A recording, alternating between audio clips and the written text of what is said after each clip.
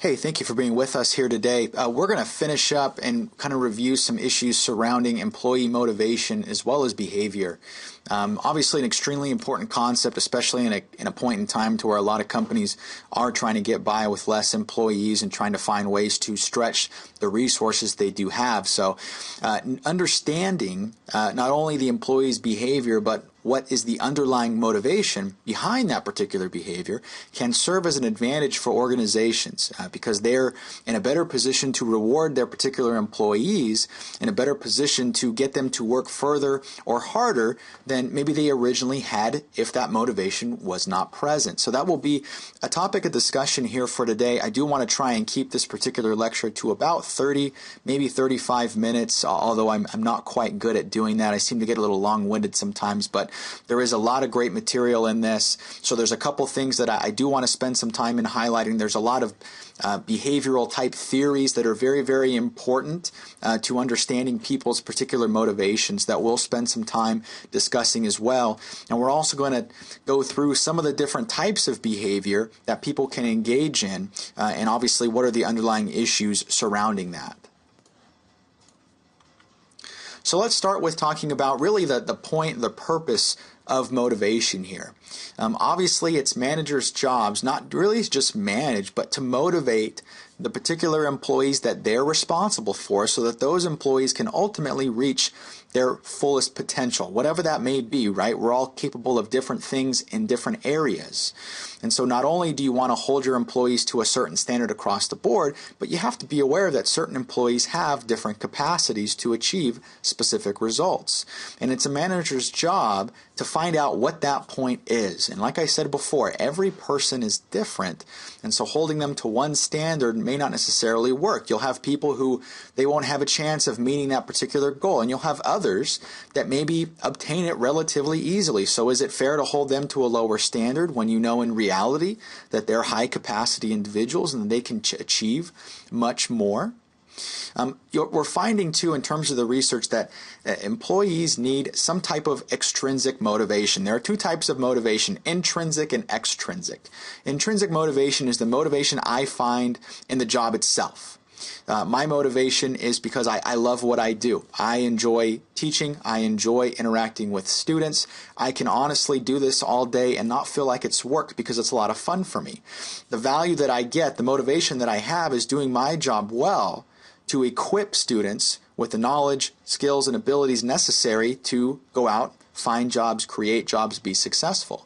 And so to an extent, my extrinsic motivation is far more significant than anything extrinsic that I receive from this particular job. Now, extrinsic motivation are things outside of the job that motivate you. Things like pay, benefits, obviously, certain perks, right? Company car, corner office.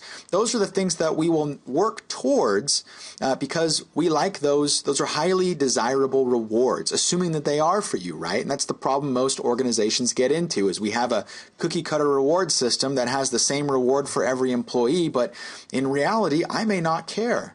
And if I don't care, what's the likelihood that I'm going to try? We'll get into a little bit of that once we go over expectancy theory, which is a very prominent theory that we still utilize today. There also is a lot of research that points to the fact that workers that actually feel good and are happy with their positions tend to produce more. Now, I'm speaking in generalities because obviously you're probably thinking, well, what about someone who is happy with their job because they don't have to do anything? And you're completely right. There are exceptions to every rule. But generally speaking, workers who are happier with their positions tend to have a positive outlook, of course, tend to produce more. It's all about reciprocity. If the organization treats me correctly or treats me fairly, I feel like I owe them something. And I want to produce more to show them my appreciation. So let's talk about some employee behavior before we go into the different motivational theories here. Obviously, employee behavior are the behaviors that employees carry on or emphasize over the course of their workdays.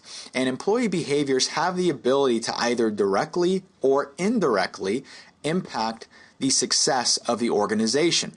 Now, within employee behavior, you have three separate types of behaviors. You have performance behaviors, organizational citizenship behavior, and counterproductive work behavior, which can also be referred to as counterproductive behavior.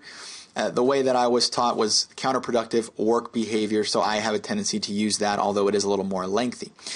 They mean the same thing essentially, it's just different terminology. So performance behaviors, we'll go through these one by one here, is essentially the total set of work-related behaviors that your company expects you to display. When you're hired for a job, your employer expects you to be able to perform certain behaviors as a way of being successful on the job, right? Things like showing up to work on time. Obviously, if you're on the clock, doing your work, following company procedures, following guidelines, being a team player, working with others well, handling conflict well. These are things that employers expect you to do as a way of being successful in your job. And if you don't do that, arguably, you may not be able to succeed in your job. Now, one thing that I will mention is that the examples are specific based upon the position, right? Certain behaviors really don't matter depending upon the position. If you work by yourself all the time and have no interaction, it really doesn't matter if you can't work with others because you're not. So it depends upon the position, of course.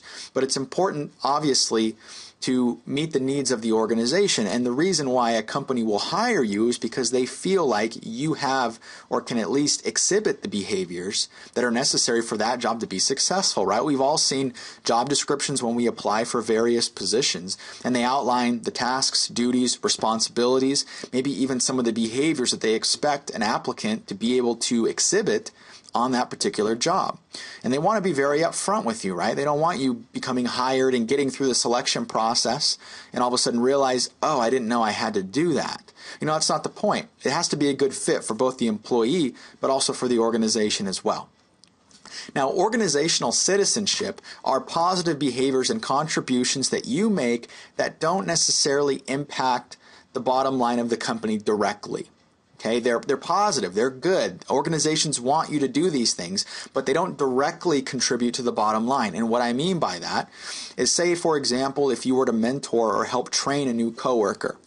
Obviously, you're taking time out of your day to actually train and mentor them, which is detracting from your ability to work on your own tasks, which in turn affects, obviously, your ability to maybe look good come a performance review if you're measured on individual objectives.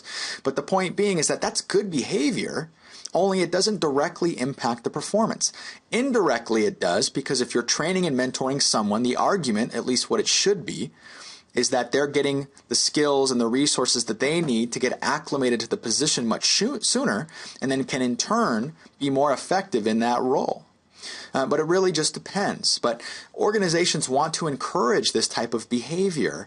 The problem is, though, if you have an organization that is set on individual goals, that's how we reward employees based on upon how you perform individually, there isn't an incentive for me to want to train somebody or mentor someone.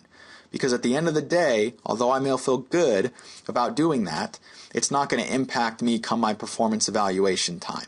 And so organizations need to be careful about relying too much on individual objectives and goals and weighting those when it comes time to review salary for increases and bonuses if they're trying to preach teamwork and trying to preach collaboration and helping out coworkers and those different types of things. The last thing you have here is counterproductive work behavior or counterproductive behavior. And these are behaviors that really detract from the organization. They are not very conducive, not beneficial, and they are not positive in any way. They include things such as absenteeism, turnover, theft and sabotage, discriminatory harassment, and workplace aggression. And these are obviously not positive as you kind of go down the list here. These provide significant costs to the company, not only in time, resources as well, financial resources, paramount among those, but can leave the company open to potential legal issues as well. And what you need to understand is if somebody's engaging in a behavior, there's an underlying motivation behind that behavior. There's a reason why people do the things that they do. That's why behavior is the most important thing to evaluate. When people take a look at performance or past behavior is the best predictor of future behavior. Because although I can say something and say I'm going to act in a certain way, behavior is much more important. We put more weight on the behavior because it's not so much as what you say, it's so much as what you do. And all of these individually are extremely problematic, right? I mean, absenteeism is a significant cost to companies, hundreds of billions of dollars a year in lost productivity as a result of people being absent from work.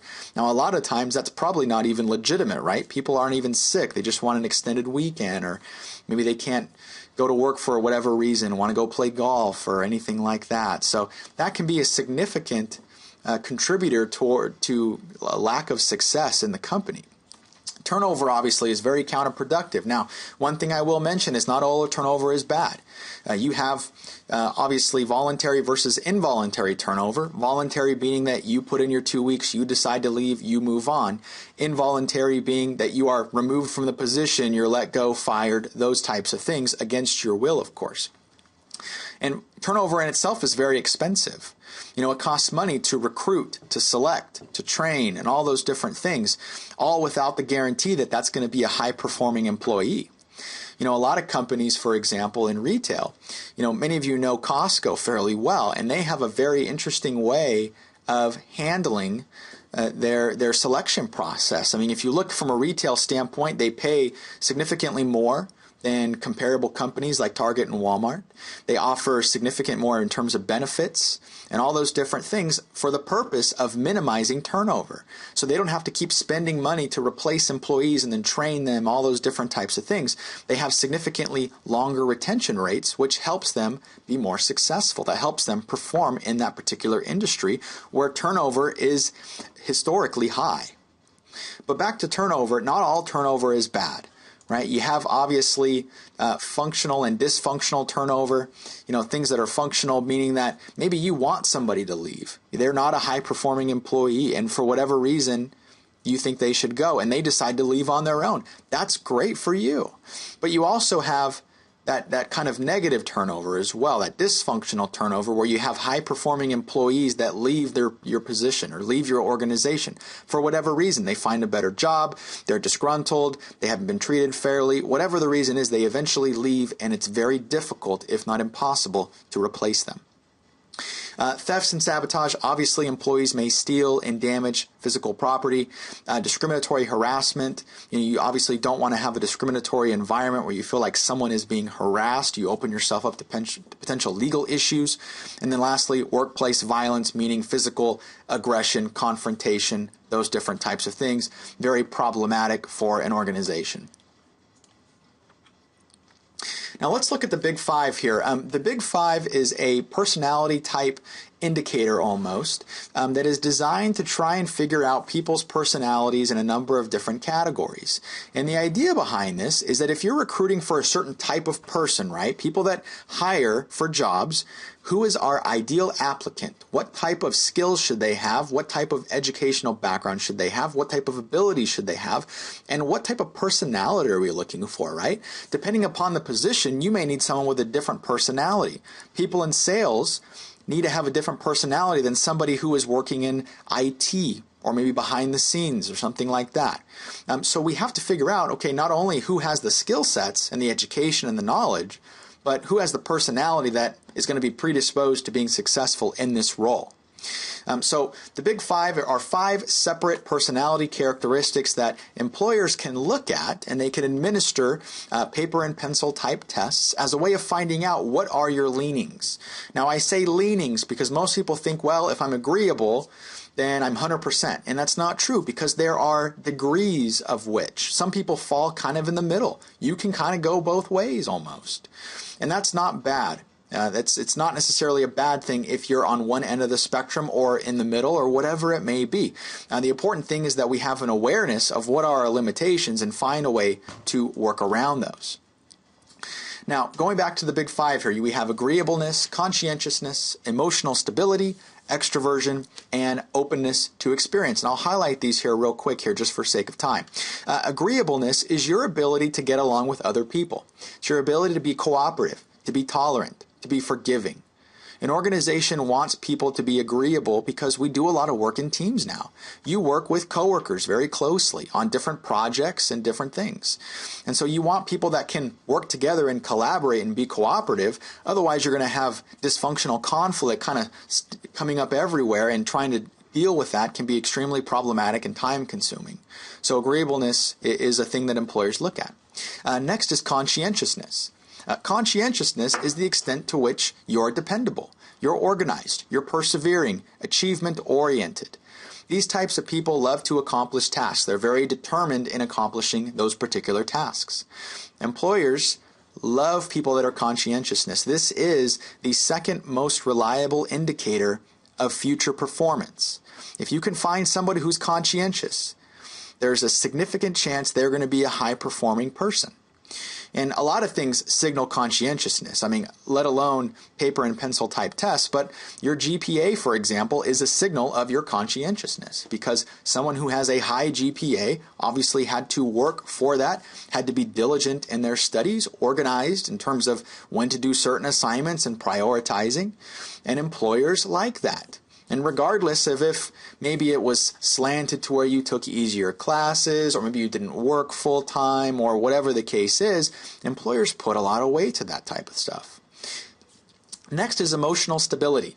Obviously, if you're working with others, it's important that you have the ability to not only handle your own emotions, but handle how you react to certain situations. There's a lot of change that goes on in environments and business today. Rapid change. Technology has changed the way that we do business and continues to change the landscape of how things get done. And if you're not able to handle your emotions and react and respond appropriately, then that's going to be a significant disadvantage for you. Employers change significantly. I've worked for companies where it seemed like every 2 months we had a new procedure in place, or we had a new way of doing something, and it was just constantly changing. And that's not bad. You need to change to keep up with how things work.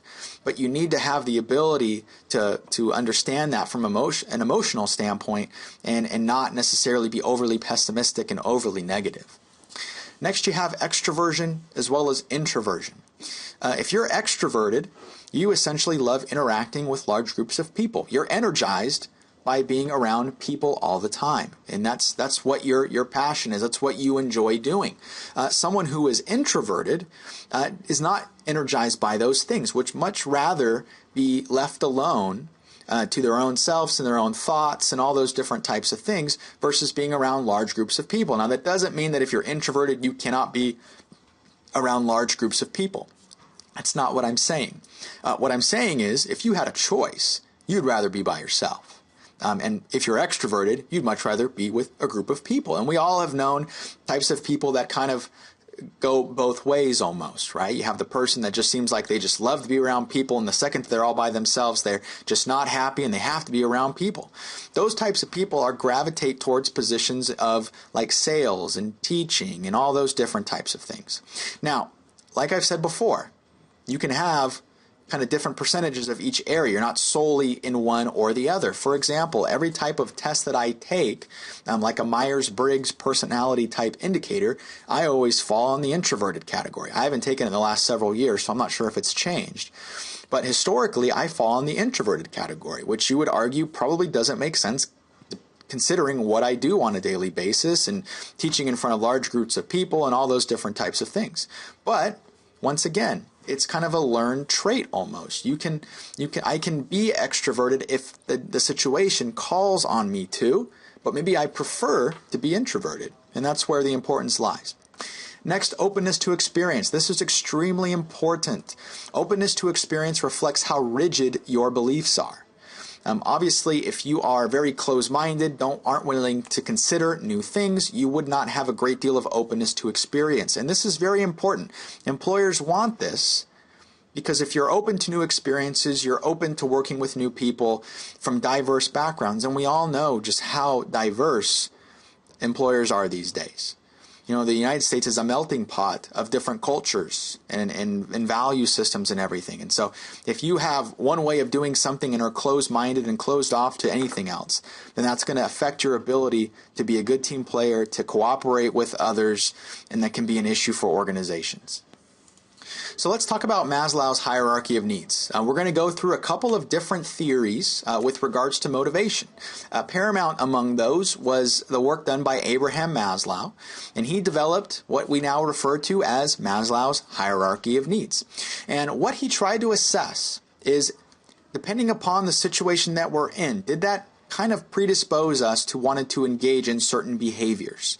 Were we motivated by more the things that were in front of our faces at this point in time? Did we really have the ability to choose what to engage in, or was it fueled by some higher purpose almost? So what he developed was a kind of a pyramid type structure of 5 separate needs, starting with physiological and ending with self-actualization at the top of the pyramid. And what he argued is that we fulfill these needs, or seek to fulfill these needs, in an orderly fashion. And we progress up this pyramid to fulfill those needs. And in the event that maybe we're trying to seek a higher level need like esteem, and then the physiological opens up and we no longer have that present, we will revert back to that particular need. So let me go over these here real quick, and I'll explain, give you an example on how this could work. And it is very, very important. This theory is still utilized heavily today, obviously still taught, but it's still given a lot of weight in the behavioral and psychology community. So let's look at physiological. Physiological is our need for basic survival. We have a need for food, for water, for shelter, clothing. These are things that we need. Need for oxygen. You need these really to survive. And if it isn't present, this type of need will take all priority for you, right? If you do not have food and you went a significant amount of time without food, you would really seek to obtain that, right? Nothing else would matter, because you have a need for food. Same thing with water and shelter or oxygen. Wouldn't you agree that if you had a need for oxygen and that was not being met, that would probably be pretty important to you? At least I would think. And so physiological needs are essential. They're paramount to our survival. Moving up the pyramid, you have safety needs, right? Safety is our need to feel secure, not only from a physical standpoint, but also from a financial standpoint. A need to feel secure in our jobs. If you get word that maybe your position may be downsized, or there's a company that's coming in to purchase yours, and they may be eliminating positions, you now have a safety need, right? Because you're not sure if you're going to have a job in the next, few weeks or months, depending upon how that works out. So now the behaviors that you engage in will be done in order to meet that safety need. You'll go out and you'll start looking at other positions. You'll network with colleagues or different people that you've worked with in the past and try to find open positions as a means to fulfill your need for safety. And then once that's done, then you'll progress up the pyramid. Next, we have a need for being social. A need for belonging is what it's referred to. And we all have needs to feel connected to others, to be accepted by people, and to feel like we matter to someone. These obviously are very, very important. You see in organizations where you work that we socialize with certain people that are kind of similar to us because we want that sense of attachment. We want that sense of belonging. A lot of people join different clubs and activities and all those things as a need to feel connected with other people. So that is very important. Assuming that isn't met, you would move on to your need for esteem, which is your need for self-respect, to think good thoughts about yourself, your need for recognition, for status. And this can be achieved through receiving promotions, right? Kind of stroking our ego. We feel really good about ourselves. We feel like we've accomplished something. Maybe a nice corner office, especially if those are highly coveted type offices, right? Everyone else is in a cubicle or in a standard office, and you get a corner office. That recognition, that status, is very, very important. And so we'll take steps to achieve that almost, or to achieve that if that is not being met, assuming, according to Maslow, that those other needs are being met. Lastly, you have a self-actualization need, and this is the need to meet your fullest potential. Whatever that is, right? We all have different capacities. We all have different kind of full potentials, whatever that may be. And this is our desire for challenging work, for creative jobs, and for work that really matters, right? Not working just for a paycheck. And at some point in time, you're going to be working and working and working, and at the end of the day, the paycheck starts to matter less and less and less. At least it did for me, and it does for a majority of the people that I talk to. Is it good? Absolutely. Do you need to have income? Of course. I wouldn't argue argue the contrary. But at some point, you begin to ask yourselves, am I really accomplishing something? Am I making an impact? And then if you're not, you will seek out positions or something that makes you feel like you're contributing towards the greater good. This is the self-actualization piece. Now, the important thing to remember is that we don't tackle these in unison, right? You don't occupy both. At least that's what Maslow argued. He argued that we progress up this pyramid and revert back to lower level needs like safety and physiological in the event that those are not being met. So that's the important thing to take away here, is obviously that we will revert back to those lower level needs in the event that something is not being met. All right, the next theory we're going to look at here is theory X and theory Y. And this was obviously done in an attempt to determine, kind of what were the employer's perspectives, or at least their thought process when looking at workers. And what they found was employers have two theories of workers almost. There's a theory X and a theory Y. And if an employer believes in theory X, they feel like workers can't be trusted. They feel like that they will do anything possible to avoid having to work. They don't like to be motivated. They have to be threatened to accomplish things, and they'd prefer to actually be told what to do. They won't do it on their own. They need to be told what to do, and they'll avoid responsibility at all costs. And obviously, if you, as an employer, believe in this theory, then that's going to affect your behavior towards your employees. You will not give them authority and the autonomy to make decisions because you think they're not going to do anything. So you're overly critical, you're very involved, very much a micromanager, and you constantly feel like you being present has a difference or has an impact. You have to be present, otherwise things won't get done. And so if employers have this mentality and believe in this theory, they're going to behave a certain way towards their workers. Now, if you believe in theory Y, these are some of the assumptions that you'll make about your workers. You'll feel like they are not inherently lazy, that they actually want to accomplish things. They can be motivated into contributing towards the organization. They want responsibility and will accept it and will even seek it out in some levels. And they're generally intelligent, right? They're capable. They feel like maybe they're underutilized and want to do more.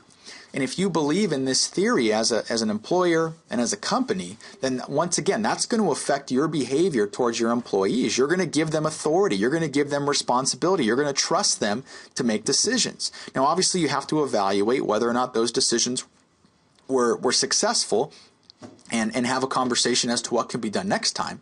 But you're giving them the ability to go ahead and make decisions early on, which is extremely important. It has to absolutely be done. Now, what McGregor argued, who, by the way, Douglas McGregor was the person the behavioral scientist that developed this theory. What he argued was that theory Y managers tend to have more satisfied and motivated employees than those who believe in theory X, because once again, you're treating employees like human beings who want to contribute, who are not lazy, and you're giving them authority, you're recognizing them for contributions, as opposed to, feeling like the only way that you can motivate them is to threaten and coerce them into getting to agree to what you do, which we all know if we were on the receiving end of that, that would not be fairly motivating. Now, one of the things I do want to mention here real quick also, and this is a very, very important study, which was called the Hawthorne study, and that was done back in the 1930s at the Hawthorne Works plant of Western Electric, which is actually in Hawthorne, Illinois. And the important thing, or not in Hawthorne, Illinois, I'm sorry, just outside of Chicago area, probably about maybe a couple hours from Chicago. And it was a group of psychologists over at Harvard. And what they wanted to do was determine whether or not changes in the external environment would have any effect on the behavior of the employees. And so they did things like changing with lighting, decreasing the amount of breaks they had during the day, increasing the humidity in the plant, changing how long they had to work, and all these different things. And obviously lighting is quite comical, because can you imagine working and then all of a sudden the lights get dim, and then they get dimmer, and then dimmer, and all the while you really can't even see what you're doing. And what they hypothesized was that if I lowered the lighting so it was so low that you could barely see, productivity would decrease. And if I made it so that it was so uncomfortable to work, then productivity would decrease. But they didn't find any significant results. And what they actually believed, or there was no correlation, I should say. And what they found was that it wasn't necessarily the conditions that they were working in. It was the fact that the employers or the employees felt like they were being given some type of special attention, like they mattered. Like, hey, there's these people and they want to see how we work, and so let's make sure and we do the best job that we can, obviously. And so that brought more of an emphasis, not necessarily on the physical conditions in which people work, but more on the recognition piece, the providing attention for what people are actually doing, because they were motivated more by that than they were anything with regards to the actual physical conditions of the work. And this became known as what's called the Hawthorne effect, which really started this human relations movement back in that period of time, of course. Now, a couple things that can be done as a way of increasing the extent to which people have meaningful work, of course, and this kind of coincides with, obviously, theory Y managers, skill variety, task identity, task significance, autonomy, and feedback. And I'll maybe spend 30 seconds on each here just for sake of time. Skill variety, meaning that you utilize a lot of different skills. You're not just doing one specific thing over and over and over again, but you have some variety, right? If you're working on an assembly line where you do one thing over and over and over again, you're probably not going to feel like your job is meaningful. But if you have a variety of skills that you actually perform, then maybe you would think your job is a little more meaningful. Task identity is your ability to associate that task with something greater.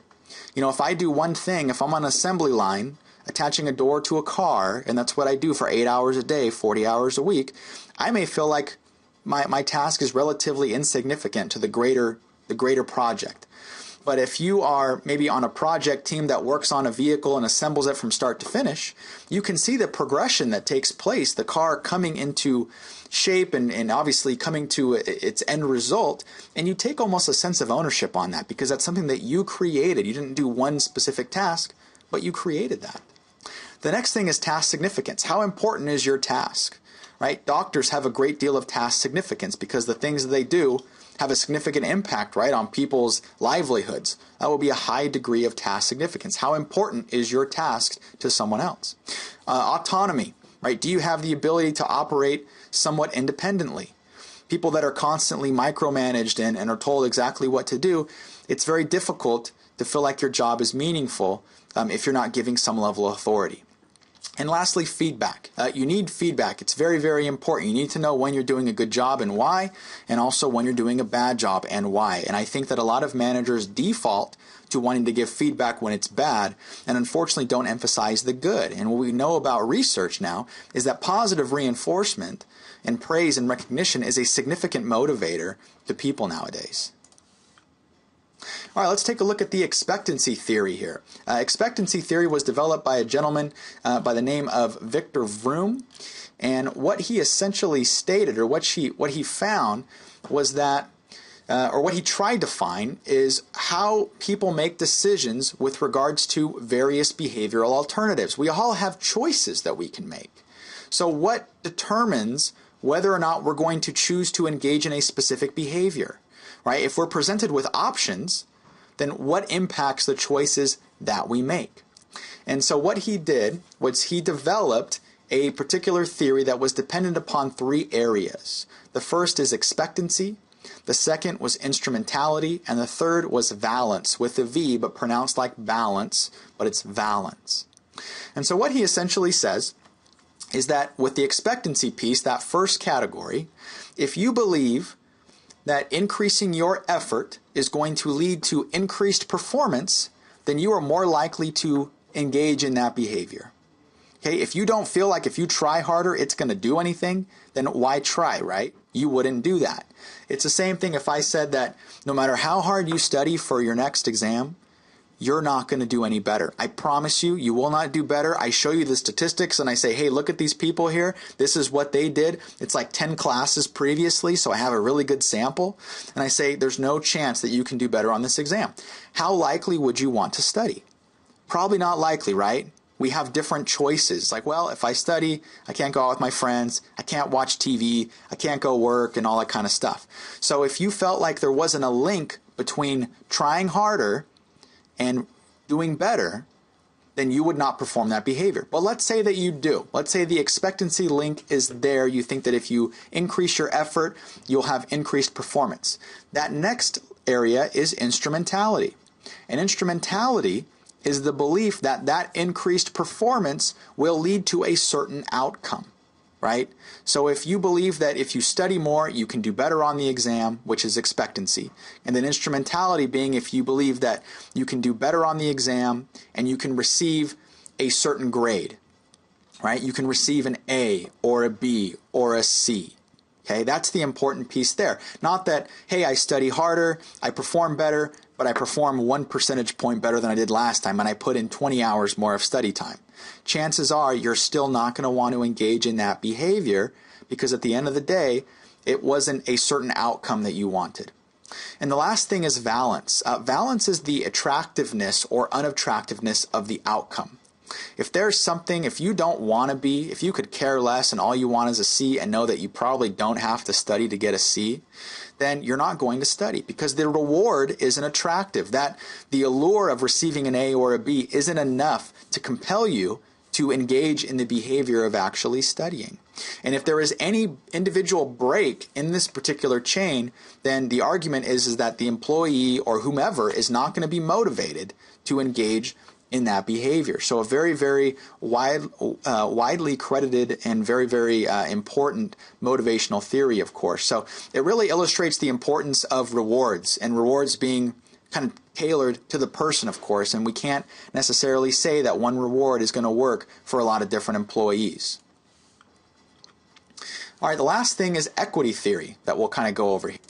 Equity theory is essentially the way that we evaluate fairness. How do we evaluate if when we go to work, what we're receiving is fair based upon what we're doing? You know, we need some way of determining if our perception of fairness is accurate almost. And so what we do is we're going to evaluate what I put into the organization or my output, so to speak, versus what I receive from the organization. So things that I give to the organization are my time, my energy, my educational background, you know, all those different things. Those are the things that I put into the company. And in exchange, I think I should get fair pay, benefits, you know, whatever the case is.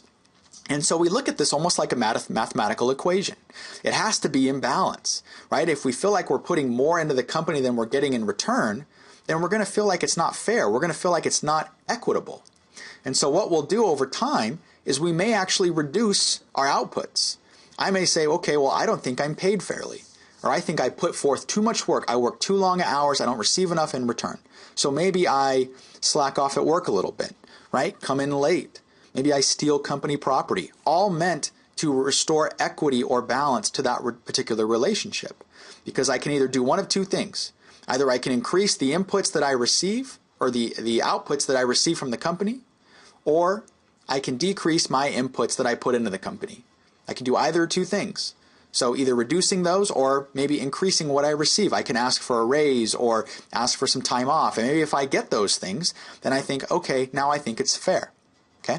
Now the important thing here is that it's not only based upon, you know, our perception of what we're getting versus what we're putting into the company, but we also evaluate it based upon how others are rewarded and what they do. So we evaluate what we receive or what we're doing, not just based upon our own individual situation, but we start comparing ourselves to other people, right? And we all do this, right? We all think, well, how much are they getting paid? They're not really doing a whole lot. I see them leaving at 3 o'clock every day. That's kind of odd. I'm always here till 5. I'm pretty sure I make probably about the same as me, or the same as him. That's probably not fair. And so we evaluate what we're receiving and our individual standpoint of fairness based upon what others are doing as well. And this is the reason why a lot of companies don't release pay information, right? They don't want you to start to evaluate yourself based upon what someone else is receiving, right? You may think, well, why are they paid so much? I got hired earlier than they did. I have more experience. I have more authority. I do a lot more than them, but they're making more than me. That's not fair. And all of a sudden, your mathematical formula for how you calculate fairness, your inputs to outputs begins to change. You don't view the relationship as being equitable, and then you start taking steps as a way to restore equity to that particular situation there. Now, if it was based on completely objective measures, if the company could prove, hey, you know what, they make more than you because they have this much more experience, they have this educational background, that's why. If we're transparent, as long as we're being, obviously objective, then my argument is we shouldn't have an issue. But the problem is that some companies aren't necessarily objective with their pay practices. And obviously, if they release what everybody makes, then there can be a great deal of being disgruntled in the organization. The other issue is that people aren't necessarily objective in their own evaluations, right? We tend to think that we do a lot more than we really do sometimes, and then downplay things that others do. So a lot of it is perception as well. You may think that there's an issue that you're underpaid, but in reality, maybe you're paid just fine. And so those are some of the issues that get. All right, the last thing that I'll end with here is just talking about motivating without money. A lot of times we think that in order to motivate somebody, there has to be a financial incentive there, but that's not necessarily important. Obviously, money to an extent needs to be present for us to live and to purchase things and to provide for our families. But at a separate level, it's not the only thing. And a lot of research supports that money is not the most important thing. It ranks typically third or fourth. And there are a lot of things that companies can do to motivate their staff that are free. They just take time, right? Recognition and praise for a job well done is consistently the highest, the most significant motivating factor for people. And that is something that's underutilized because once again, it takes time. A lot of managers manage by putting out fires. If there's an issue, then they'll get involved, but they're not going to get involved if nothing is wrong, so to speak. So, highlighting the importance of non-financial incentives is extremely important. Extremely important. There's some research, too, that was done by a gentleman by the name of Alfie Kohn that also found that people that are, or employers that motivate solely based on extrinsic factors, right, like money and different things, that they're coercing them into get things done by some type of financial reward or something that's not intrinsic, that the employee almost begins to rely on that. And the second that that's gone, right, if I'm working solely for this reward, the second that that is eliminated, then what am I working for now? I reduced my intrinsic motivation because maybe before I was working for me, but now I started getting all these crazy rewards and now I'm working for them, but now they're gone. And so does that affect my ability to continue to operate if those rewards should someday be absent at some point in time?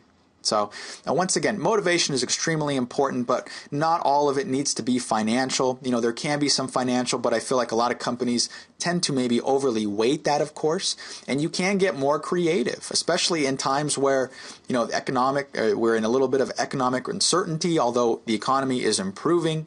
There's different ways that you can motivate people outside of spending money, of course. For example, stock options are great. You're not typically spending money with stock options. You're giving people the ability to purchase that particular stock.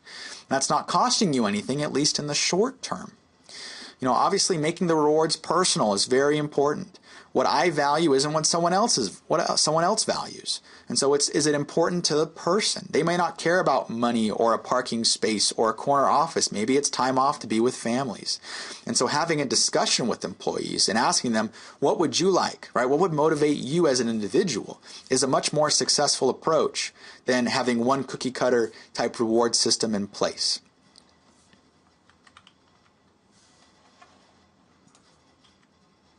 All right, hey, thank you everybody for joining. I hope you found the information valuable. If you have any questions, obviously don't hesitate to let me know, but thank you for being a part. I really appreciate it. Have a great week.